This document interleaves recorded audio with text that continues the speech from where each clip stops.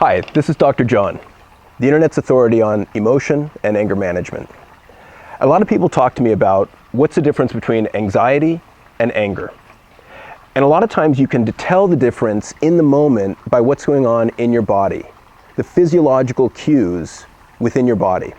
So when I'm looking to discern whether or not I'm anxious in the moment, one of the tells for me is heart rate. Is my heart rate going up? Where's the blood flowing in my body? For anxiety, blood flows to your arms and legs because it's preparing you to flee or freeze. Anger, on the other hand, your blood will flow to your hands to create fists because it's preparing you to attack, or your feet, again, to attack. And one of the things that's fascinating to me about anxiety and anger is that either one can flip to the other in a split second. For example, embarrassment, which is very close to anxiety at times. Sometimes we get embarrassed, and many of us don't like to be embarrassed. And when we get embarrassed, we can get pissed off. So the other way I've seen it go is some people will get angry, and if they push the anger down long enough, that can flip to anxiety as well. So for instance, I had a 20-something young man come in the other day, and he was getting in fights at college quite a bit, but it would also flip over to pretty extreme anxiety and panic attacks.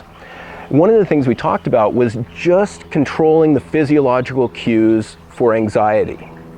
So for example, what does anxiety do? It gives you a dry mouth. How do you fight that? Water. So you have a water bottle with you most of the time. What else does anxiety do? It makes it so that you're short of breath. One of the things that panic attack does is you feel like your chest is being sat on and you have difficulty breathing, which makes you more anxious, more nervous, more panicked.